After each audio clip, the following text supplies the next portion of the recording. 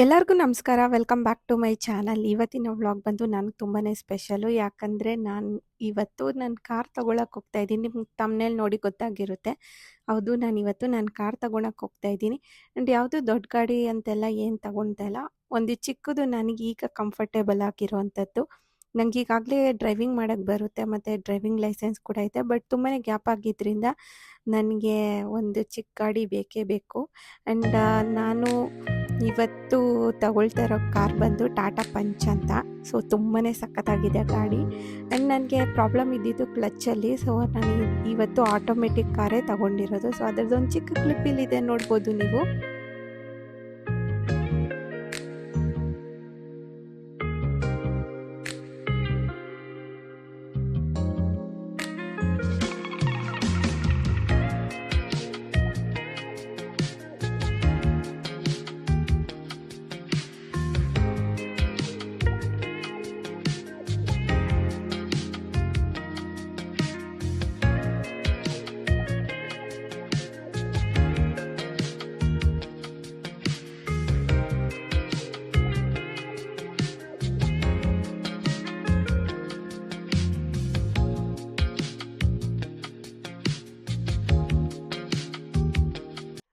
ಈಗ ಸದ್ಯಕ್ಕೆ ಈ ಚಿಕ್ಕ ಗಾಡಿ ಸಾಕು. ಚೆನ್ನಾಗಿ ಓಡಿಸೋದೆಲ್ಲ ಕಲ್ತ್ಕೊಂಡ್ಮೇಲೆ ಇನ್ನೂ ದೊಡ್ಡ ಗಾಡಿ ತಗೊಳ್ಳೋಣ ಅಂತ ಇದ್ದೀನಿ.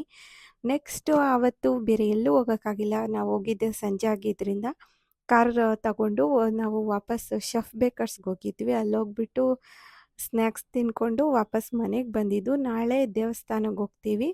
ಅದರಿಂದ ಆ ವ್ಲಾಗ್ ಕೂಡ ಇದರಲ್ಲೇ ನಾನು ಅಪ್ಲೋಡ್ ಮಾಡ್ತೀನಿ.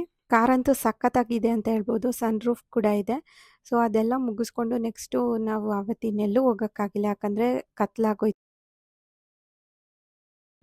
ಇದು ಬಂದು ನೆಕ್ಸ್ಟ್ ದಿನದ ವ್ಲಾಗು. ನಾನು ನೆನ್ನೆ ವ್ಲಾಗಲ್ಲಿ ಹೇಳ್ದಂಗೆ ಗಾಡಿ ತಗೊಂಡ್ಮೇಲೆ ಪೂಜೆ ಮಾಡಿಸ್ಬೇಕಂತ ಅಂದ್ಕೊಂಡ್ವಿ. ಬಟ್ ನೆನ್ನೆ ಆಗಿಲ್ಲ, ಸಂಜೆ ಆಗಿತ್ತಲ್ವ, ಅದರಿಂದ ಅದಕ್ಕೆ ಇವತ್ತು ಇಲ್ಲೇ ಇರೋ ಚಿಕ್ಕ ತಿರುಪತಿ ದೇವಸ್ಥಾನಕ್ಕೆ ಹೋಗ್ತಾ ಇದ್ದೀವಿ. ಈಗಾಗಲೇ ನಾನು ಇದ್ರ ವಿಡಿಯೋ ಕೂಡ ನನ್ನ ಚಾನಲಲ್ಲಿ ಮಾಡಿದ್ದೆ. ತುಂಬಾ ಹಳೆ ವಿಡಿಯೋ, ಎಷ್ಟೋ ವರ್ಷ ಆದಮೇಲೆ ಕೂಡ ನಾನು ಬರ್ತಾ ಇರೋದು. ಆ್ಯಂಡ್ ಈಗ ಚಿಕ್ಕ ತಿರುಪತಿಗೆ ಬಂದಿದ್ದೀವಿ. ಇಲ್ಲಿ ಜಾತ್ರೆ ನಡೆಯುತ್ತೆ, ಆವಾಗ ಎಷ್ಟು ಜನ ಇರ್ತಾರೆ ನೀವು ನೋಡಬೇಕು. ಈಗ ದೇವಸ್ಥಾನ ಮುಂದೆನೇ ಇದ್ದೀವಿ ನಾವು, ಆದರೆ ಈ ಕಡೆಯಿಂದ ಹೋಗೋಕ್ಕೆ ದಾರಿ ಇಲ್ಲ. ಅದರಿಂದ ಆ ಕಡೆ ಸುತ್ಕೊಂಡು ಹೋಗ್ಬೇಕಾಗುತ್ತೆ.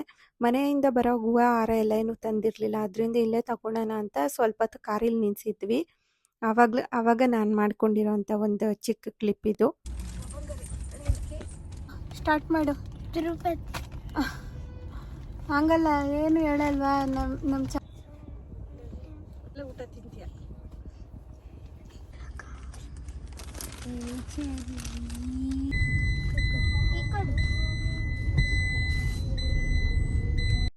ನಾನು ಆಗಲೇ ಹೇಳ್ದಂಗೆ ನಾವು ತಿರುಗಿಸ್ಕೊಂಡು ಬರಬೇಕು ಅಂತ ಹೇಳಿದ್ದೆ. ಸೊ ಅವತ್ತಿನ ದಿನ ಸಂತೆ ನಡೀತಾ ಇತ್ತು. ನನಗೆ ಎಕ್ಸಾಕ್ಟಾಗಿ ಗೊತ್ತಿಲ್ಲ ಇಲ್ಲಿ ಯಾವಾಗಲೂ ಸಂತೆ ನಡೆಯುತ್ತಾ ಇಲ್ಲ ಅವತ್ತಿನ ದಿನ ಮಾತ್ರ ಸಂತೆ ನಡೀತಾ ಇತ್ತಾ ಏನು ಅಂತ. ಸೊ ಸಂತೆ ನಡೀತಾ ಇತ್ತು, ಅದ್ರ ಒಳಗಡೆಯಿಂದನೇ ನಾವು ಬರಬೇಕಾಗಿತ್ತು. ಸೊ ಹಂಗಿಂದ ಬಂದ ಮೇಲೆ ಕಾರಲ್ಲಿ ಪಾರ್ಕ್ ಮಾಡಿಬಿಟ್ಟು ಫಸ್ಟ್ ಹೋಗಿ ದೇವ್ರ ದರ್ಶನ ಮಾಡ್ಕೊಂಡು ಬರೋಣ ಅಂತ ಒಳಗಡೆ ಹೋಗ್ತಾ ಇದ್ದೀವಿ. ನಾನಿಲ್ಲಿ 1-2-3 ಸತಿ ಬಂದಿದ್ದೀನಿ ಅಷ್ಟೇ. ಚಿಕ್ಕ ವಯಸ್ಸಲ್ಲಿ ಎಷ್ಟು ಸರಿ ಬಂದಿದ್ದೀನೋ ನೆನಪಿಲ್ಲ. ದೊಡ್ಡ ತಿರುಪತಿಗೆ ಇದುವರೆಗೂ ಹೋಗಿಲ್ಲ ನಾನು.